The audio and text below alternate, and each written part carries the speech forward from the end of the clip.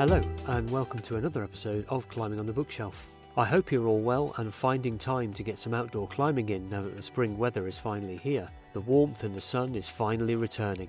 But I guess for my listeners in the southern hemisphere, winter is approaching fast, and those chilly evenings are now forcing you to climb on your indoor wall of choice. So, to put a positive spin on this, is that no matter where you are, there are always climbing-related things to do. If you fancy a night off, then reading mountaineering or climbing books will get you your fix. This time, I'm talking to a writer who was just passing through Tibet and became friends with a team that were going for an unsupported, supplemental oxygen-free attempt on the new route on the east face, the Kangshung Face of Everest in 1988. One thing led to another, and at 25 years old she became their medic for the attempt. The book she has written is a coming-of-age story and how we become our truest selves. Mimi Zieman, and that is how you pronounce her name as you'll hear, was raised in 1970s New York by her immigrant parents. With a curiosity for adventure, she was drawn and fell in love with the mountains and eventually trekked Nepal and then Tibet, leading her to this adventure she's written about. We cover mainly the mountaineering side of the book, as this is a mountaineering/climbing literature podcast and her inspiration for writing it. And she also reads a bit of the first chapter for me, which was great. The book is called Tap Dancing on Everest, A Young Doctor's Unlikely Adventure, and you can pick up a copy from all good bookshops and online. Don't forget to rate and review the podcast wherever you listen, as that would be really nice, thank you. So here it is, and I really hope you all enjoy this one. How are you anyway? I'm good, thank you. How are you? Good, I'm very well, thank you. Whereabouts are you in the world anyway?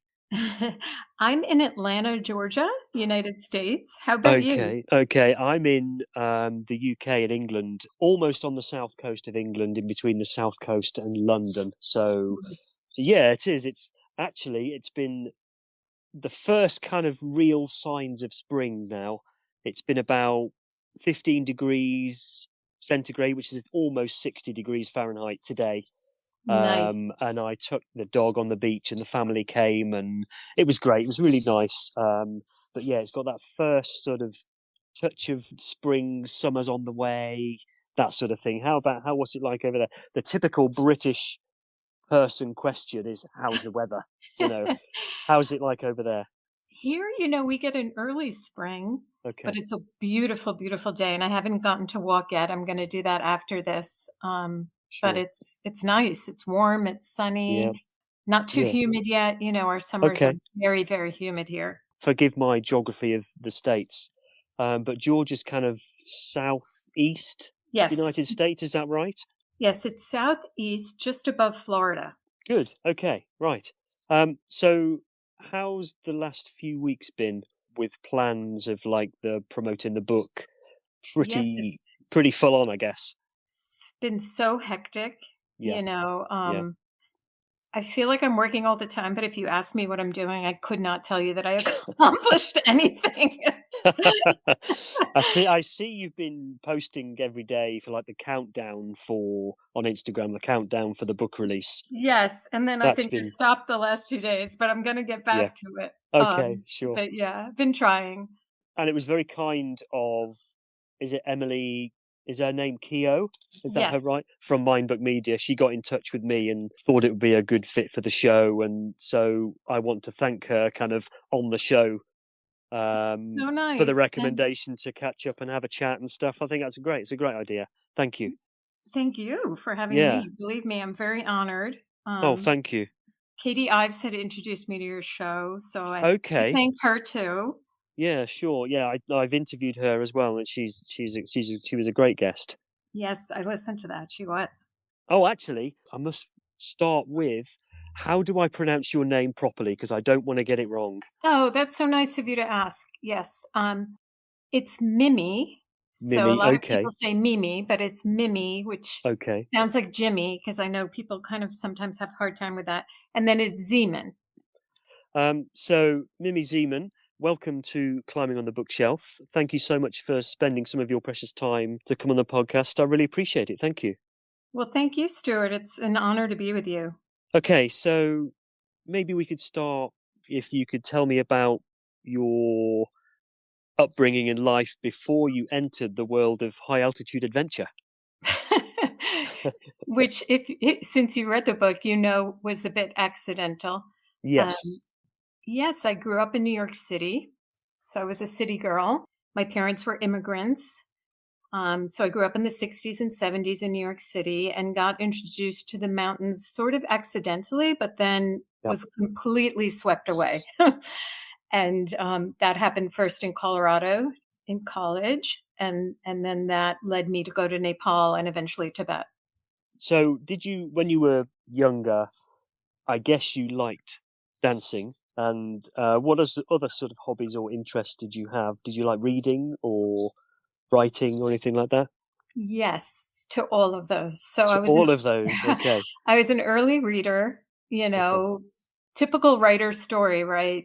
Loved going to the library every week and coming back with a big stack of books. Okay. Used reading as a bit of an escape. Loved words all the time. I was exposed to the foreign languages of my parents, and then also just loved English and the sound of English and the rhythms. Really started appreciating that more when I started writing, which was more around high school, college, but never actually got to study it formally because I was studying the sciences. And then dance, which becomes a big theme in the book, is a passion that I was first introduced to younger as a child, but became my passion as a teenager. That's really what I wanted to be for my high school years, become a dancer, but wasn't quite brave enough to do that. And it becomes a theme, woven through this book, this memoir. Okay, sure. So, were there any sort of mounting books or magazines that you read that gave you kind of inspiration to go out more into the outdoors? And yes, so once I decided I wanted to go to Nepal, I looked for some books about Nepal. So this is all pre-internet. okay, yeah, This is the early 80s. I went to Nepal in 1985, so it was the year before that. okay, And, I first found Herzog's Annapurna and was okay, just yep, blown away and inspired by that book. And that led me to Arlene Blum's Annapurna book, yep, A Woman's Place is on Top was their motto. okay, um, yes, yes, and so those were the first mountaineering books I really read. And I was just going to trek, but for me as a city girl going to trek alone, that was a big adventure for me, even though I was reading these like huge expedition stories. yeah, sure, yeah, okay. So, would you sort of class those as like your favorite books that sort of inspired you, really?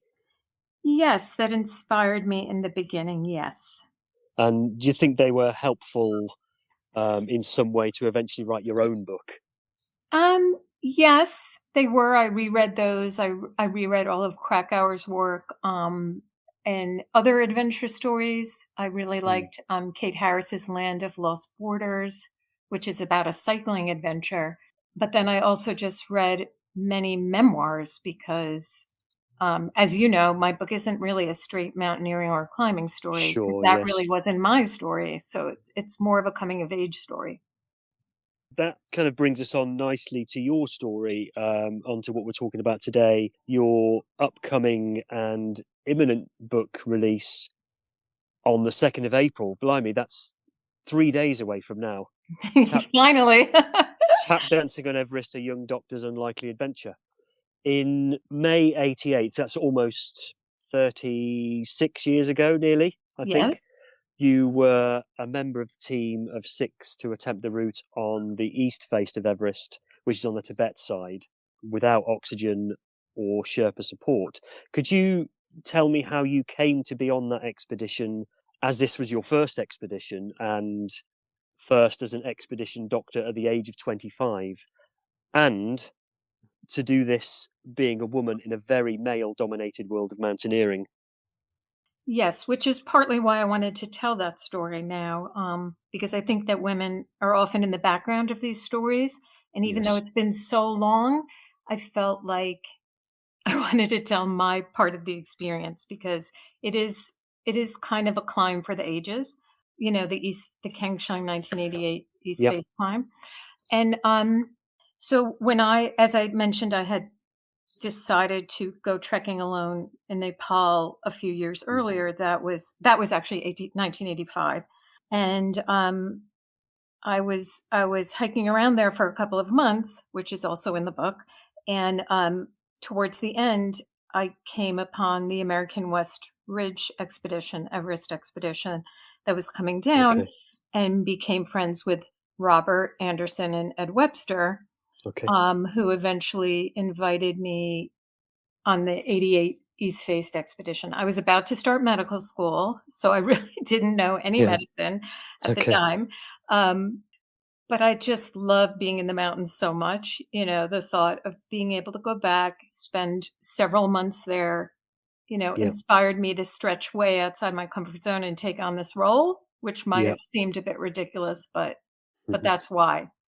Sorry, just having a drink there. Sorry. Okay. One question that I'm sure, after me saying that little introduction to the book, that is on a few people's mind, I guess maybe everyone's mind, is that it's taken 36 years to kind of publish this book. I guess has it always been in the back of your mind to write this project or this memoir, or did you just decide, right, in 2 years from now, I'm going to write about it and I'll release it and see how it goes? Was it just because obviously these things take a long time to process and experiences and things? Could you just perhaps talk about? Sure. So when I came back from the expedition, I came back to start my fourth and final year of medical school. And, and that was in the Bronx, New York, a very inner city sort of place. And I had just experienced this incredible, adventure. Yes. So I wanted to write about it right away. And I spent about 6 months torturing myself. How was I going to take time off of medical school? How was I going to do this? Could I afford it? And finally I decided, no, there's no way I could do that. I will never return to medical training if I veer off of this path right now and try writing and going on more expeditions. So then I really, really packed it away for probably decades. And then when I read Cheryl Strayed's Wild, I don't know if you're familiar with that book. I'm not, no. Well, it's a very popular book about her trekking the Pacific Coast Trail. And when I finished it, for some reason I thought maybe it's not too late for me to tell my story, but I still didn't do it for many, many years. Now, a few years after that, I took out my Everest journal and I transcribed the whole thing. I made a computer file, out of the paper journal. Okay. And then I still put it away for several more years. Then in January of 2019, which is 5 years ago, I quit a very intense job. And the next morning I went to my home office and I just started writing the book.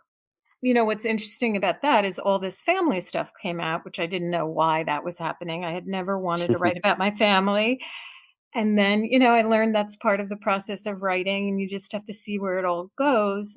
And being that it's this much later in my life, it evolved into not being just the adventure story, but really asking how and why I ended up on that expedition, having been this city girl. And so that's how it evolved into a coming of age story. Do you think it would be okay to do the reading now? Is that possible? Sure. So this is chapter 1, the beginning of the book, called At Risk. May 1988, Kangshung Glacier, Tibet. We peered into the white snow, white clouds, white nothingness. The east face of Everest, where our route snaked through gullies, crevasses, and overhanging ice pinnacles, rose 2 miles into the Tibetan sky above. Our small team of 6 had 4 climbers, a photographer, and me, a 25-year-old medical student. The climbers were attempting a new route. They were purists, nimble, using no oxygen or Sherpa support. Joe, our photographer, sat on a blue barrel at Advanced Base Camp and searched through our telescope for the dark outlines of 3 climbers missing on the mountain. His eyes, finely tuned to details and shapes, shadows and forms, focused on the white slope. We'd last spotted the climbers days earlier, tiny dots ascending toward the summit, creeping over the edge of our route onto the South Col, the link between Tibet and Nepal, east and south, visible and invisible. We distinguished them by the color of their coats and hats, steadily inching up in the bright sunshine. Now there was no sun, just lackluster white, and our world of waiting felt like groping through darkness, except that everything was flat and stark and still. The tarp of our yellow tent flapped overhead, the wind electric with panic. I stretched out on my belly to Joe's right, propped up on my elbows, and rubbed my dry eyes, willing our friends into view as if desire were a magnet. My teeth chattered and elbows burned from the pebbles dimpling them, so I piled sleeping bags over and under me. Our team's fourth climber, Paul, who'd been forced off the mountain days earlier due to altitude sickness, stood to Joe's left just outside the tent. The three of us were on our own route, a route of waiting, tethered as if by climbing ropes. The landscape offered nothing.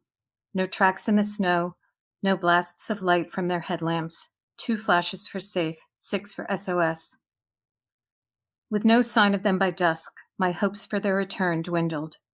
They were in the death zone, an extreme elevation above 26,000 feet, where oxygen is a fraction of that at sea level, where muscles lag with lethargy, where the brain hungers for oxygen and thoughts stall and sink in a slush of gray matter, where the body rapidly decays and eventually stops functioning. No climber had ever survived more than 3 days in the death zone without supplemental oxygen. We were nearing the end of day 6. Were our friends stranded in the cold, unable to make decisions, injured, or had a crushing wave of wind swept them off the mountain? Be strong. Come back, I whispered into the whirling white. An unaided climb like ours had never been attempted on the East Face. We'd been warned that no rescues were available in Tibet. Notorious for thundering avalanches, this side of the mountain had been successfully climbed only once before by a large team using oxygen. Although we'd planned this expedition for 2 years over phone calls, letters, and faxes, creating long lists of climbing gear, food, and medical supplies, we didn't have radios because of the climbers' purest ethos. Now we hung in deafening silence. Dude, do you see anything? Paul's voice sliced the thin air as he hopped from leg to leg, itching to bolt if there was a call for help. Our team's jokester, Paul's expression was stoic, his eyes vacant and fixed upwards, his black curls matted with sweat. Paul had been on his way to the summit with the others when he was pummeled with an unrelenting headache he described as his skull being squeezed by the jaws of a tight vise. He doubled over vomiting and coughing up blood. Forced to retreat, he descended the route alone, returning to Joe and me. I examined him, relieved to find him mostly cured by descent, the air at our camp thicker with oxygen. He was a haunting reminder of what can go wrong in the death zone. Yeah, I think that's good to finish there. I think it just kind of sets it up really nicely. I think, yeah. Mm-hmm. Excellent. Thank you for that. It was amazing. I've said it before on a few other episodes that I've hosted, is when you're hearing the author read their own work, it's like being with them when they're writing it. Mm-hmm. Because you kind of hear their own voice through the page. Mm-hmm. It kind of connects you to them, and I think you appreciate their work more. I think that's a really nice thing to have and to listen to. So thank you for reading that. I really enjoyed that. Thank you. Thank you. That's such a nice part of your podcast, which is unique, I think. Oh, thank you.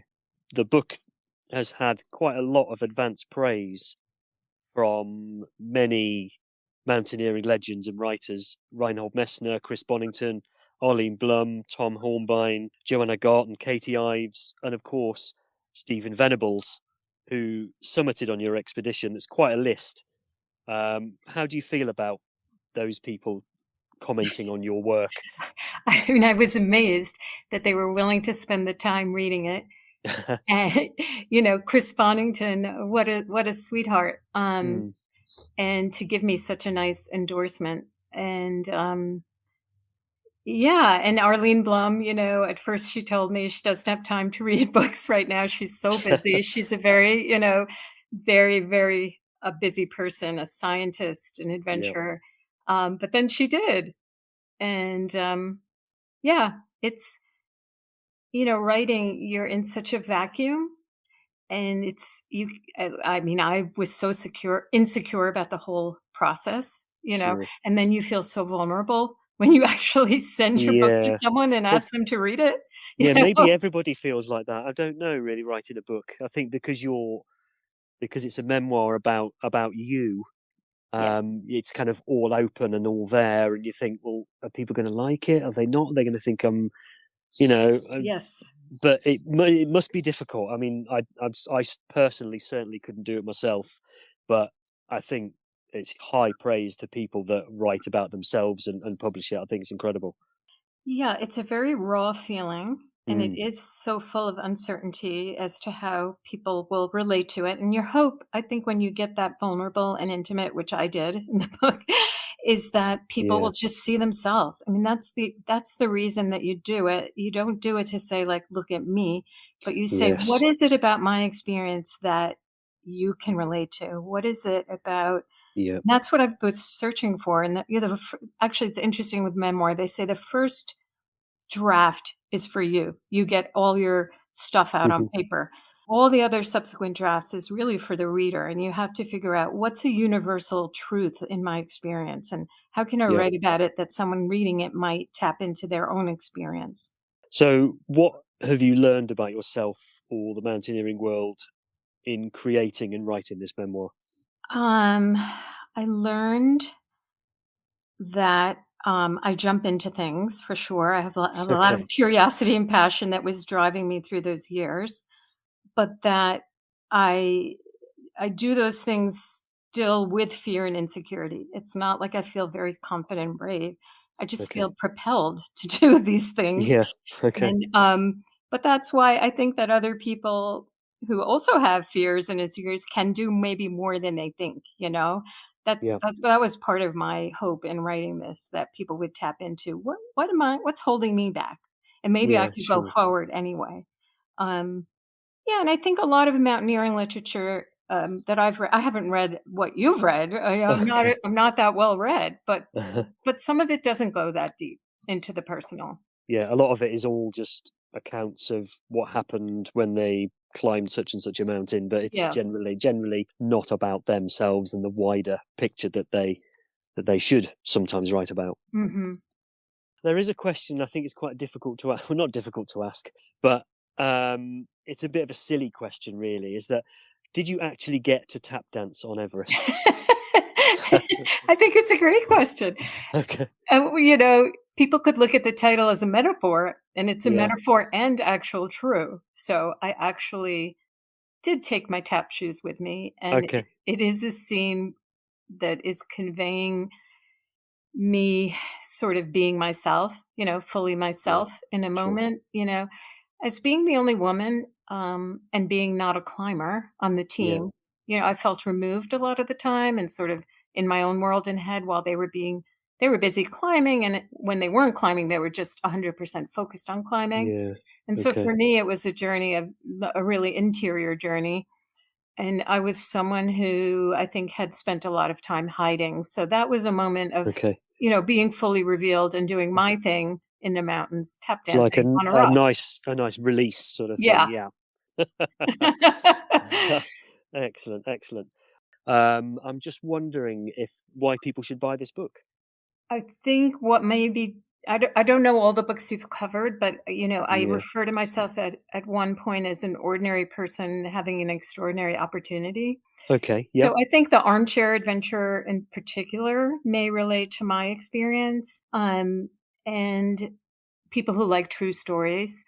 And, that whole first section you had me read, the point of that was to show that the people who aren't the climbers, are going through some pretty tough stuff on their own. Yes. And for me, that was the toughest part when my teammates, these people I had really bonded with and come to really care for, Yeah. may not make it back from the mountain.